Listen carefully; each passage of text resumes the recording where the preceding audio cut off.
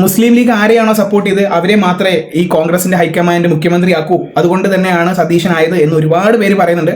പറയുന്നതിൽ കൂടുതൽ BJP-കാരാണ്. എനിക്ക് അവരോട് കാര്യം പറയേണ്ടത്, അതിന് മുൻപ് കേരളത്തിന്റെ 24ാമത് മുഖ്യമന്ത്രിയെ തിരഞ്ഞെടുക്കപ്പെട്ട VD സതീശൻ, അഭിനന്ദനങ്ങൾ. നിങ്ങളുടെ ഭരണം അത്ര എളുപ്പമായിരിക്കില്ല. സ്ട്രോങ് ആയിട്ടുള്ള ഒരു പ്രതിപക്ഷം നിങ്ങൾക്കുണ്ട്. അതും 2 പാർട്ടിയുടെ MLA-മാരും നിങ്ങൾക്ക് നിങ്ങളുടെ മന്ത്രിസഭയിൽ ഉണ്ടാവും. മന്ത്രിസഭയല്ല, നിങ്ങളുടെ ആ ഒരു നിയമസഭയിൽ ഉണ്ടാവും. അത് പോരാത്തതിന് ഭരണപക്ഷത്ത് തന്നെ നിങ്ങൾക്ക് സപ്പോർട്ടില്ലാത്ത ഒരുപാട് MLA-മാരുണ്ടായിരുന്നു. സോ അവർ ചെയ്യുന്ന പ്രശ്നങ്ങൾ നിങ്ങളാണ് ഉത്തരവാദിത്തം ഏറ്റെടുക്കുന്നത്. അതുകൊണ്ട് തന്നെ എന്തുകൊണ്ടും ഏറ്റവും ചലഞ്ചിങ് ആയിട്ടുള്ള ഒരു മുഖ്യമന്ത്രി ആവാനാണ് നിങ്ങൾക്ക് സാധ്യത. അപ്പം ടേം കംപ്ലീറ്റ് ചെയ്യോ ഇല്ലയോ എന്നുള്ളത് നിങ്ങളുടെ മിടുക്ക് പോലെ ഇരിക്കും. എന്തായാലും നോക്കിക്കണ്ടിരിക്കാം.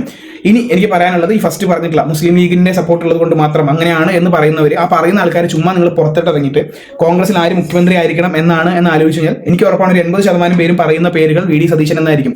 എവിടെ ഇല്ലാണ്ടിരുന്ന കോൺഗ്രസിനെ ലീഡ് ചെയ്തിട്ട് LDF UDF തോറ്റു കഴിഞ്ഞാൽ ഞാൻ രാഷ്ട്രീയം തന്നെ അവസാനിക്കും എന്നുള്ള രീതിയിലുള്ള അത്രയ്ക്കും സ്ട്രോങ് ആയിട്ട് പറയാൻ കെൽപ്പുള്ള ഒരാൾ, അത്രയ്ക്കും തന്റെ അടുത്തോടെ നിലപാടോടുകൂടി പറയുന്ന ഒരാൾ, പുള്ളിക്ക് അഗൈൻസ്റ്റ് ആയിട്ട് ഒരുപാട് കാര്യങ്ങൾ പുള്ളി നുണകൾ പറയുന്നുണ്ട്. അതല്ല, പുള്ളിക്കും എല്ലാവർക്കും മനുഷ്യന്മാരാണ്, എല്ലാവർക്കും പ്രശ്നങ്ങൾ ഉണ്ടാവാം.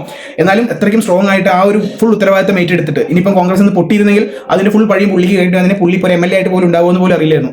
അത്രയ്ക്കും റിസ്ക് എടുത്തിട്ട് ഇന്നിപ്പം ഈ കോൺഗ്രസിന് ഈ ഒരു ലെവലിലേക്ക് എത്തിച്ച അയാൾ തന്നെയാണ് എന്തുകൊണ്ടും മുഖ്യമന്ത്രി ആവാൻ അർഹനായിട്ടുള്ള ആൾ. മറ്റുള്ള ആൾക്കാർ, രമേശ് ചെന്നിത്തല നല്ലൊരു ആളായിരുന്നു, അല്ലാന്ന് പറയില്ല. KC വേണുഗോപാൽ ഞാൻ ഒരു കാരണവശാലും പുള്ളിയെ സപ്പോർട്ട് ചെയ്യില്ല. കാരണം പുള്ളി MLA പോലും അല്ല, ഒരു കാരണവശാലും പുള്ളിയെ സപ്പോർട്ട് ചെയ്യുന്നുണ്ടാവില്ല. അപ്പം ഈ പറയുന്ന ആൾക്കാർ ഇങ്ങനെയൊക്കെ ഓരോ കാര്യങ്ങൾ പറയുമ്പോൾ ഈ മുസ്ലിം ലീഗ് ഉള്ളതുകൊണ്ട് മാത്രമാണ് എന്നുള്ളതല്ല. കേരളത്തിലെ UDF-ന് 103-102 സീറ്റ് കിട്ടാൻ വേണ്ടി വോട്ട് ചെയ്ത വോട്ടർമാരിലെ ഒരു 80% ആൾക്കാരും ആഗ്രഹിച്ചിരുന്നത് അത് തന്നെയാണ്. അപ്പം അവിടെ നിങ്ങളിപ്പോൾ മുസ്ലിം ലീഗ് കാരനാണെന്നൊക്കെ പറയുമ്പോൾ എനിക്ക് പറയാനുള്ളത്, നിങ്ങൾക്ക് ഈ ഒരു ഇലക്ഷന് 3 സീറ്റ് കിട്ടിയിട്ടില്ലേ? ഈ ഒരു ഭരണം കംപ്ലീറ്റ് ചെയ്യുകയാണെങ്കിൽ ഞാൻ പറയുന്നു അടുത്ത ഒരു ഇലക്ഷന് BJP-ക്ക് ആ 3 സീറ്റ് നഷ്ടപ്പെടാനുള്ള സാധ്യതകൾ ഉറപ്പായിരിക്കും. കാരണം ഈ ഒരു 3 സീറ്റുകൾ കിട്ടാനുള്ള കാരണം കഴിഞ്ഞ 10 വർഷത്തെ ഭരണമാണ്. നിങ്ങൾക്ക് കൂടുതൽ സ്പേസ് കിട്ടിയതും അതുകൊണ്ട് തന്നെയാണ്. എന്ന് വെച്ചാൽ LDF മോശം എന്നല്ല പറയണത്, ആ ഒരു സ്പേസ് ഉണ്ടാക്കാൻ കുറേ കാര്യങ്ങളുണ്ട്. അപ്പം അത് ഇനി നിങ്ങൾക്ക് നടക്കില്ല എന്നുള്ളത് നിങ്ങൾ മനസ്സിലാക്കണം. Anyway, congrats. അങ്ങനെ നമുക്ക് 24ാമത്തെ മുഖ്യമന്ത്രി ആയിട്ടുണ്ട്.